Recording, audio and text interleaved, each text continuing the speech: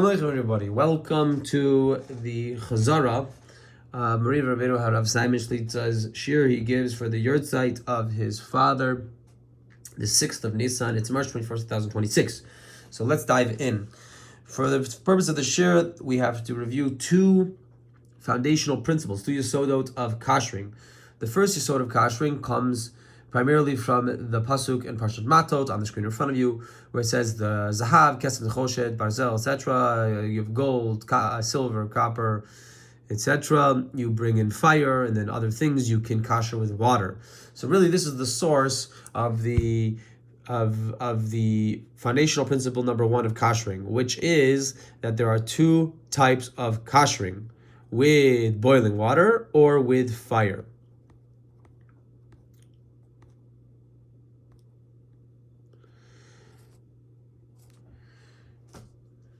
For foundational principle number two, we go to Masechet Avodah Zarah Ayin Vav Amen Aleph.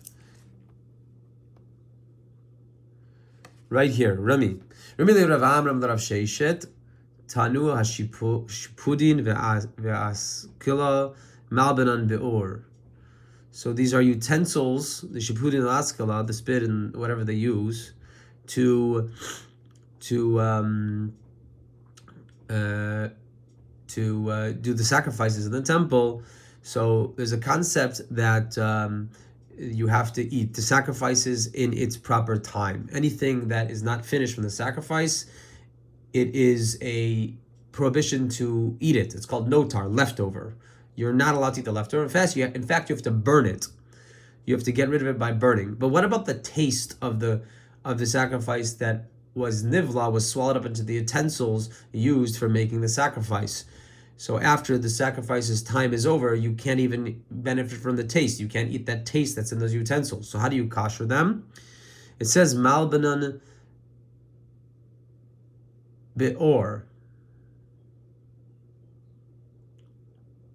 Oh no, it says gabi kodshin hashiba vaskala magilin bechamin. So in the case of kachin, you use hot water, bechamin. Right? You don't use fire. You can use boiling water to kasher those vessels. So Amram Ri, he says back to him, he says ma'in in kaching etzel giule of the kochavim. So when you're kashering vessels from non-kosher vessels, meaning from treif vessels, into kosher vessels, you have to use. It said the answer the Gemara gives an en hacha hetera bala hatem isure bala. In the case of kodshim, a permissible substance, the meat of the sacrifice that was shechted had been swallowed up into the vessels of that sacrifice, the spit, let's say, that's used to do the sacrifice, and so therefore that is permissible substance. And so to kasher something from kosher to kosher, like from meat to milk, or from kachim that now has passed its time of its sacrifice, so now it's notar. It's the taste of notar, but it was permissible substance. You just need hot water, which is the less rigorous version, type of kashering. You just need hot water. But when you kasher something from the goyim, vessels from the goyim, treif vessels, you need hagala. You need libun. You need fire. And that's what it says here. Hacha hetera bala, hatem isure bala. The cases are different. In the case of notar, kachim and notar, where the kachim taste had entered into the vessels, and now after the time of the sacrifice is over, that taste inside those vessels is considered notar. That's a case of hetera bala. And so therefore, to kasher it again, to use it again for the next sacrifice, all you need to do is hagala, hot water. So this is this foundational principle of kashering number 2. To go from meat to milk vessels, or from meat to parv, or from parv or to kasher a vessel, right, from kosher to kosher. That's called hetera bala. There's something permissible inside, and permissible taste inside of the vessel, like my milk spoon that I used in my house, and I want to use it for meat. To kasher it over to meat, I have to do only just hagala, just boiling water. But if I have a tray spoon from the goyim and I want to make it a kosher spoon, I have to kasher with a more rigorous form of kashering, which is libun, which is fire. And that comes from the Gemara that we just saw on Ayin Vav Amid Aleph from Masechet Avodah Zarah, from the implication of the case of notar, kachim and notar. Right? Just to review one more time, the case of kachim is where a sacrifice must be eaten within a proper time. Once that time has passed, it is usur, it's a Issur Malkot even, to eat the notar, to eat the leftovers. You have to burn the leftovers. But what about the taste of the kachim that's left over in the utensils? You also can't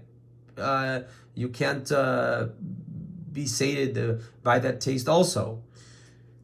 So the answer is you kasher the vessels with hot water. That's called hetera bala.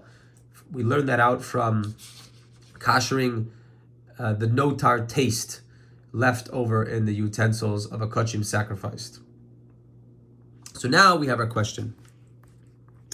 And our question is essentially this. When it comes to kashering for Passover, how do we view kashering for Passover? How do we view kashering for Passover? Do we say Isura Bala, that there is a prohibited substance swallowed up into the vessels, and so therefore, when I kasher chametz vessels into Passover vessels, that it's Isura Bala, and then we would need to kasher with fire? Or do we say when kashering vessels that are chametz vessels into vessels that I can use for Passover, do we say hetera bala, that something permissible has been swallowed up into the vessel walls or the vessel substance, whatever it is, and therefore all I need to do to kasher the vessel from a chametz vessel to a Passover vessel is all I need is hagala, boiling water. So that would be the practical, that would be the nafkamina, that would be the halachic, practical halachic ramification. How do we kasher Passover vessels? Only with boiling water, or do we need the more rigorous form? Do we need to go to the extent to do kashering with fire to kasher for Passover, kasher vessels for Passover, from chametz vessels into vessels that we can use on Passover? So this is a big machloket rishonim. And on one side we have Rabbeinu Tam, and on the other side we have the Ritva, and the Ritva quotes the Ramban as well. So you have the Ritva and the Ramban versus Rabbeinu Tam. So Rabbeinu Tam, now we're in front of you on your screen is Chidushei Ritva, but let's go over Rabbeinu Tam. Rabbeinu Tam views the case that it's hetera bala when kashering for Passover. Kashering Passover vessels, there's a permissible substance that's inside of the vessels. What's the permissible substance? It's chametz. Why is it permissible? Because throughout the entire year I can eat chametz. So it's not inherently usur. It's just usur because Passover came. And so therefore it's hetera bala. And so therefore the only thing you need, says Rabbeinu Tam, to kasher vessels for Passover is just hagala, just boiling water. But the Ritva, quoting the Ramban, have a different savara. Here they say, "V'lo amru hetera bala ela b'kodshim." They say the entire idea of hetera bala comes from the Gemara in Ayin Vav about kodshim, right? Because what does the Ritva say? The b'sha'a shebala lo haya nesar klal. Because at the time that it was being swallowed up into the vessels, it wasn't usur at all. It says the Ritva, di isura mishum notarhu v'hahi shata akati lo haya notar.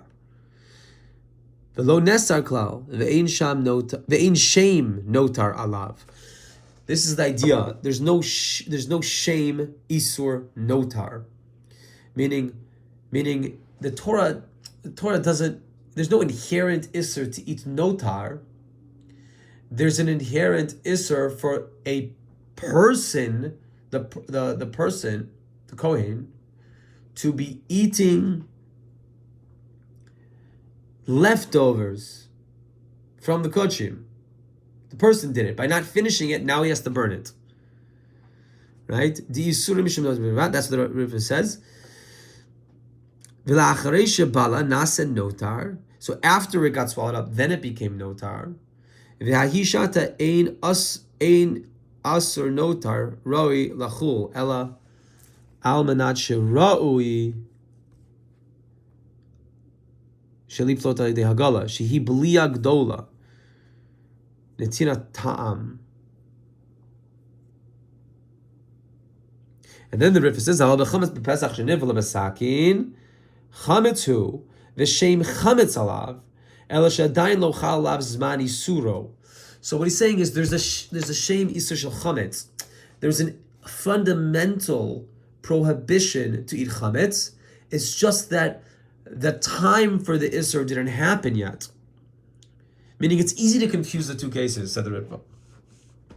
Right? At the time that the Kodshim's taste was put into the walls, put into the vessels, right? It was mutter. Right? And it's only after that it became usur. So there's no actual fundamental inherent Issur of notar, as much as there is a fundamental Issur of chametz.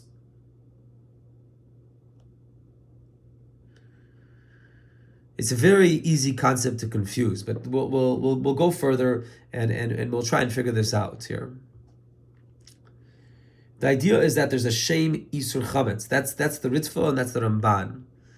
That there's an inherent prohibition of chametz. It's just that the time of the Issur is Passover. But by notar, there's no specific time that creates the notar to be usur or mutter. Rather, it's the fact that it was not finished. And by definition, if it's leftovers, if it was finished, it's eaten beheter. And so the whole concept of heter bala, and in the case of heter bala, we kasher with boiling water with hagala. That applies, okay, fine, from the Gemara and Ayin Vav Amar Aleph from Masechet Avodah Zarah. That applies fine to the concept of notar and kodshim. When it comes to chametz, it's not heter bala, it's isura bala. Yes, the Issur has a specific time, but it's an inherent Issur of the chametz. It's just that on Passover is the time of the Issur. The human beings don't bring Passover to come about. That's time itself makes it happen. And once the time of Passover comes, chametz is usur. In terms of a notar, yes, you can get confused because we're dealing with time, but it's the human beings which cause. So this is one of the ways, at least to understand. It's a hard chiluk to make, chakira chiluk to make, but that's the basic idea. So we can see this idea fleshed out a little bit more, and before we get here, we have to we'll take a step back and let's talk about Hilchos Shabbos. We're going to take a little bit of a detour, and then we're going to go into the Avnei Nezer here. So the Avnei Nezer, I just want to find the page for you first. Here we go. This is the Avnei Nezer. This is the Avnei Nezer, Shut Avnei Nezer, Simin Shin Yud Chet, Hilchos Pesach. So first, let's have a little bit of introduction here. A little bit of introduction. Introduction is on Shabbos. There's two types of shogig.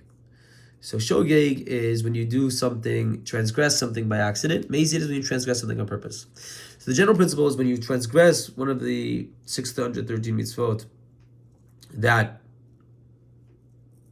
require this, b'shogeg, then you would bring a korban chatas. The things that b'mezid, karet, and if you do it on purpose, b'shogeg, korban chatat. But there's two types of shogeg in Hilchos Shabbos. When it comes to Shabbos, there's two types of doing something by accident, inadvertent. The first type is shigiges Shabbos, when you forget it was Shabbat and you thought it was Sunday. That's one type of shogeg. And the second type is you didn't know or you weren't aware that a certain action was forbidden on Shabbos, was asur on Shabbos. That's called shigiges malacha, right? And both types of shogeg, if you do it, you bring a korban chatas. Two types of shogeg. Fine. There's also a concept of mitasek. And mitasek, you're putter from korban. What is mitasek? You didn't realize or know that something about the metzios was going to happen. For example, you know it's Shabbos. You know that turning on a light is asur, let's say, on Shabbos. Turning on a Thomas Edison light bulb is asur on Shabbos. You know that that's asur on Shabbos, but you didn't know that that by let's say, I don't know. There's some kind of button that's activated on the floor. Some lamps have buttons that you step on, and you didn't know that that it was there, right? And so you stepped on it, and you turned on the light. That's not shogeg. That's mitasek. You knew it was Shabbos. You knew that it's asur. What you did is asur, but you didn't know that you would actually do it. You didn't know something about the metzius, about the reality. That's called mitasek, and that's patur from a korban. So the famous kasha of the Avnei Nezer is, why is the first type, shigigas Shabbos, when you forgot it was Shabbos, not considered mitasek? That's forgetting something about the metzius, right? Let's say, I don't know, you looked at your clock, and it has the day on it, and somehow it got, because of a power outage, it got messed up, and so when you looked at your clock, it said it was Sunday, and so you woke up and you thought today was Sunday. So why isn't that mitasek?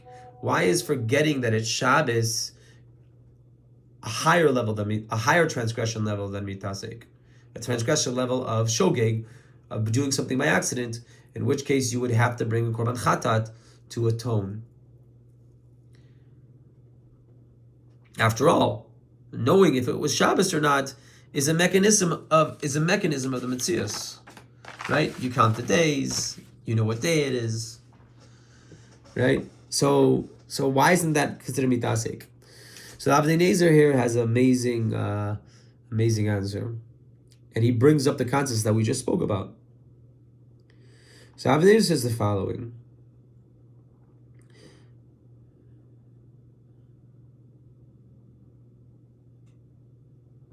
and the key line is here. I don't want to spend the whole time reading the Avnei Nezer. Shem Issur melacha, lo melacha b'Shabbos. Sharei katav Ramban. The whole point is that melacha has a fundamental Issur, has a fundamental prohibition. Shem Issur melacha, right? The mechanism which makes it asur is when Shabbos comes, the time of Shabbos comes. Sharei katav Ramban, chametz la'olam chashiv isura bala. So he quotes the Ramban. The Ritva quoted the Ramban also, that in order to kasher chametz vessels to use for Passover, it's considered isura bala, something prohibited is inside, because chametz has a Shem Issur. It's inherently, fundamentally asur, and it's just at the time of Passover activates the Issur. So there's a Shem Issur of chametz. So on the one side, we have Shem Issur chametz and Shem Issur melacha, and the other side we have there's no Shem Issur of notar. It's just that the person is not allowed to eat notar.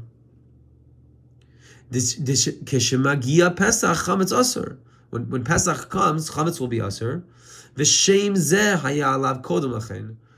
it always was chametz. Throughout its entire existence, through its entire year, it was chametz. It's just that Passover comes, and the chametz is now it's now usher by activation. Because it's not that it's not an issur of chametz on Pesach. It's an issur of chametz, and Pesach activates the issur.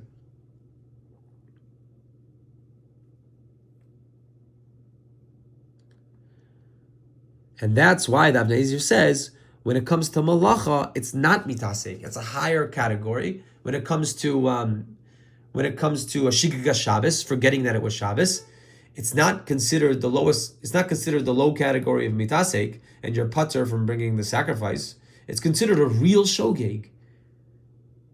It's considered a real shogeg, because doing malacha on Shabbos, right? Malacha itself, there's a Shem Issur malacha. It just happens to be that Shabbos activates that Issur, and that the weekday activates that it's not Issur. Right? So that's what it says. Al kain av shelo yadashu Shabbos lo chashiv. It's not considered midasek. It's considered shogeg. So I made a chart now, which I think is important to look at, because according to the Ritva Ramban and the Ritva, the Ramban, and the Avnei Nezer, we just want to just take a step back to really understand what's going on here. So there's two types of Isurim. There's a Shem Issur of the thing, and there's no Shem Issur of the thing. And in fact, the Psukim actually do kind of support it, kind of what we're explaining here when you actually look into the Psukim of these Isurim. So I did here 1, 2, 3, and 4. Let's talk about 4 Isurim. So on the one side we have the Issur of Chametz, and we have the Issur Malacha. The Avnei Nezer explains, according to the Ramban and the Ritva, that these have a Shem Issur, meaning these things are inherently Asur. Their Issur happens to be mechanistically activated by a time change, and that's why you would confuse it, by the way, with the case of Notar and Kochim in Avodah Zarah Ayin Vav. But fundamentally, the Issur is always existing. It's only that technically it's activated by the time change. When Passover happens, when Shabbat happens. Accordingly, presumably, and we'll see this in the following sources as well, Chadash also has a Shem Issur. Chadash also has a Shem Issur. There's a Shem Issur Chadash. But on the other hand, and this is what the Avnei Nezer, the Ritva, and the Ramban would argue, Ein inyan bichlal shel Shem Issur notar. Notar is not inherently asur like chametz and malacha. Eating notar is the thing that is inherently asur. Eating notar. Notar itself is not the asur substance. Why?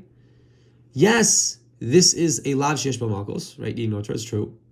But it is not an issur that is mechanistically activated by time. You would think it's activated by time. It's not.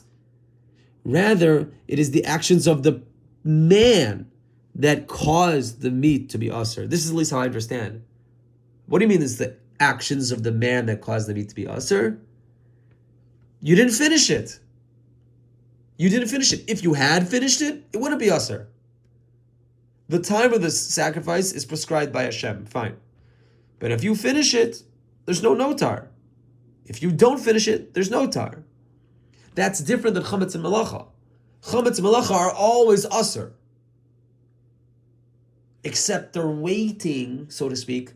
Chametz is waiting for Passover to come to activate its asurness, and malacha is waiting for Shabbos to come to activate its asurness. But notar is not waiting for the time of the sacrifice to be up in order to activate its asurness. It's maybe I will be, maybe I won't. If I'm finished, then there's no notar issur. If I'm not finished, then I'm leftover, and you're not allowed to eat the leftovers. You have to burn the leftovers. So that's the difference, and that's the explanation of this machloket rishonim And we saw also in the Avnei Nezer, Achronim, that there's a Shem Issur. So on one hand, we have Shem Issur Chametz and Shem Issur Malacha, which is what we define as there's an inherent Issur. On the other hand, we have Notar, which is there's no Shem Issur Notar.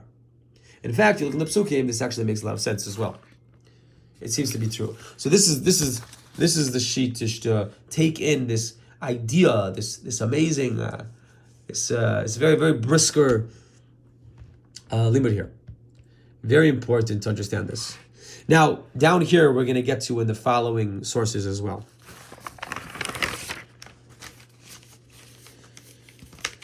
So, in Masechet Kedushin lines Lamed Zayin Amid Bet and Lamed Chet Amid Aleph, let's find that page. Oh, whoops, don't look. Sorry about that. We have to...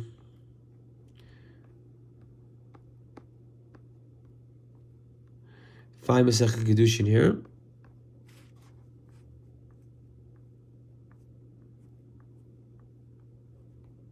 Where's Kedushin?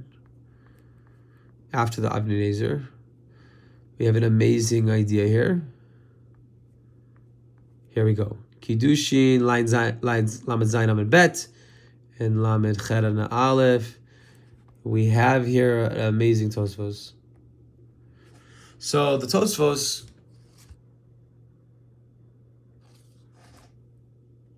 yeah, there's a little bit. So the Tosfos over here asks amazing concept from the Yerushalmi, right? He says, why did the Jewish people not eat matzah from Chadash and when they entered Eretz Yisrael? So here's the background. There's two backgrounds. One, there is a prohibition that anything that grain that takes root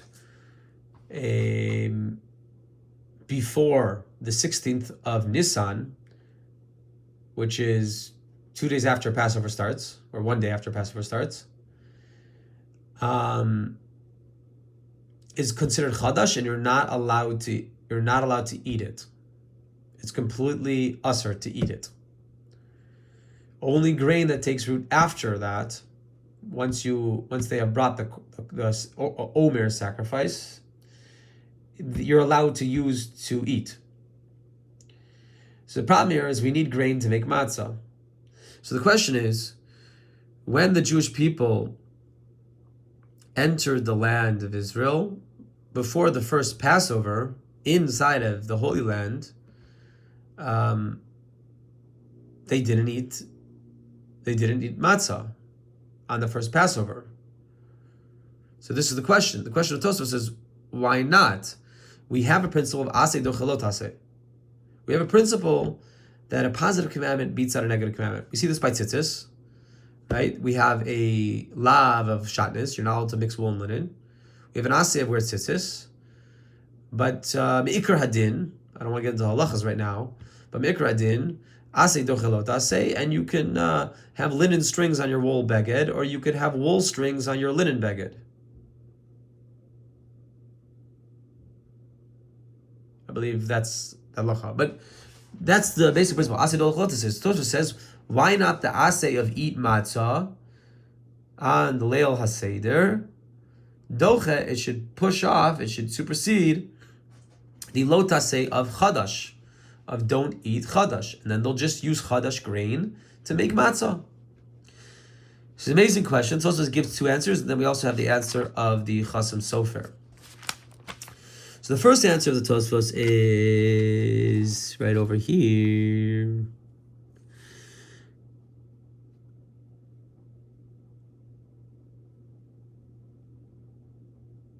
Umetaretz de'ein aseh kodem hadibur dochelot aseh da'achar hadibur. First answer of Tosfos is the aseh of eating matzah and Leil Seder comes before Matan Torah, and therefore it's a lesser.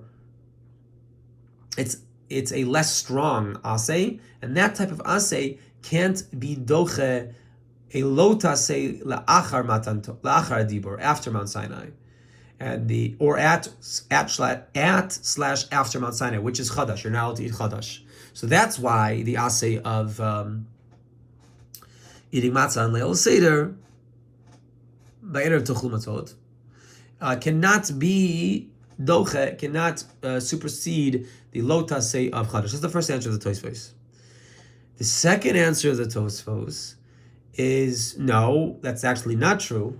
Really, fundamentally, still here, aseh should be doche lo taseh, but they made a gzeira, they made a decree for that first Passover in the Holy Land, not to eat matzah, because yes, the first kazayit of matzah that you would eat on Leil Seder would be a kiyum of the mitzvah, and it would supersede the lo taseh of don't eat chadash. But what if you eat more than that?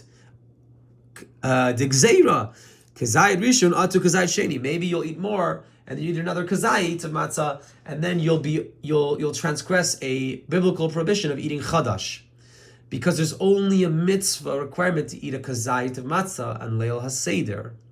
And so they made a gzeira, don't do it. Okay. So these are the two answers to the Tosfos. The Chasam Sofer gives a completely different answer.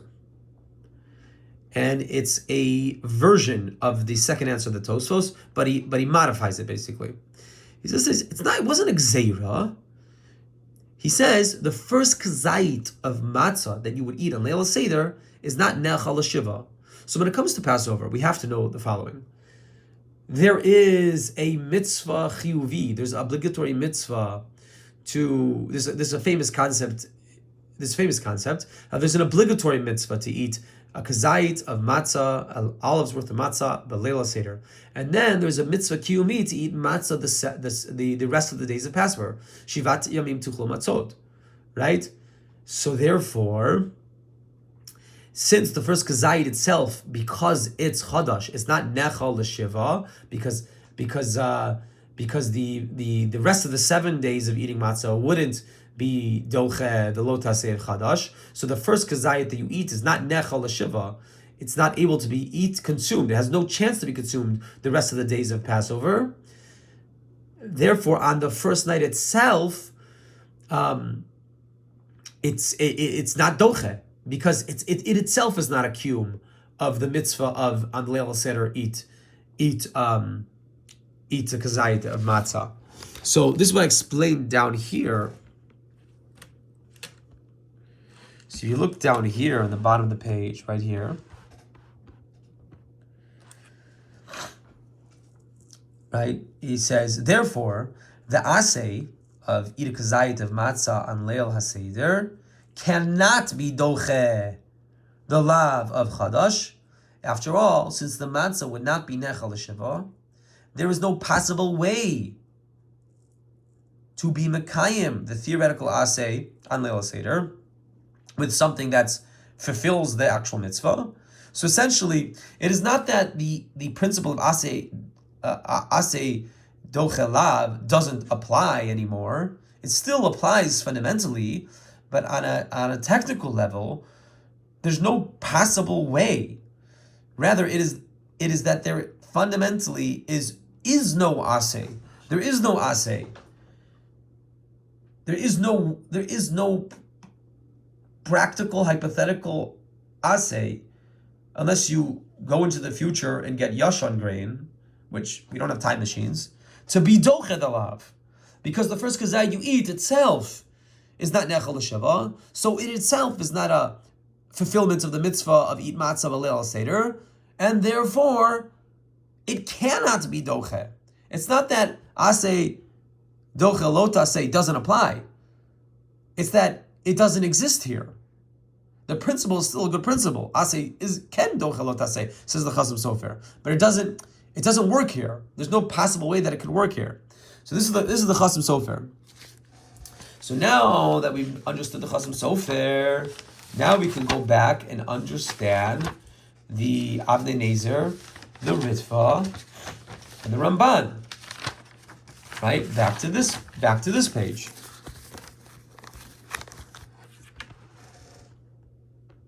Here.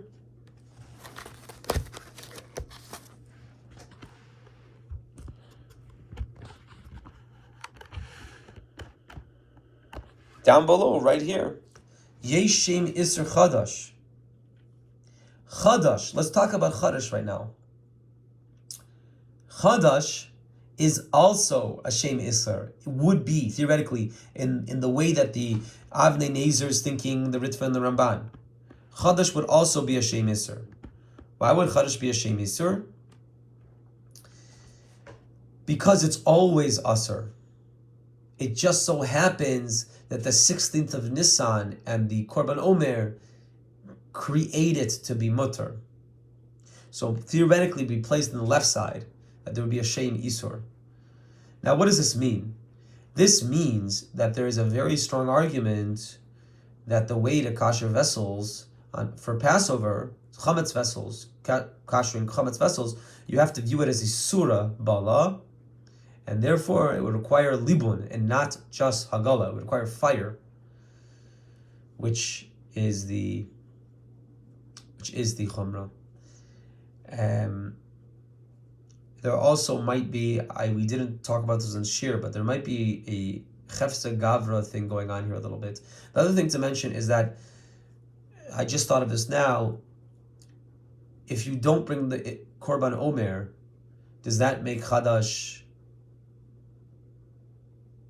does that enable Yashan to be eaten if you don't bring the Korban Omer? Because nowadays we don't, so Chadash Yashan. But I don't think it's necessary. The Korban is usually not me'akev. For example, bringing a Korban is not me'akev in Gerus. Bringing a Korban is, you're still completely a ger, even if you didn't bring your Korban because it was based on Mikdash. But that's the interesting point. But this is how it breaks down. The Shem Issur. Also, we didn't talk about this in Shir, but we also mentioned in Hilchot Shabbos and in connection to Hilchot Isurei Bia that this concept of Shem Issur also comes up there, where if you let's say you forgot about a specific Issur of the Arayot. Oh, no, sorry. There's two cases. On one hand, you have a case where somebody forgot that it's usher to sleep with a nida, and so he sleeps with, in the very olden days, it was permissible to have more than one wife, and so he sleeps with 10 of his wives, one after the other, and they're all nidas. Or he forgot that each one was a nida. There's something going on there as well that we didn't have a chance to ask Rebbe about, but it's worth mentioning. Yeshar koyach. See you guys next time. Bye.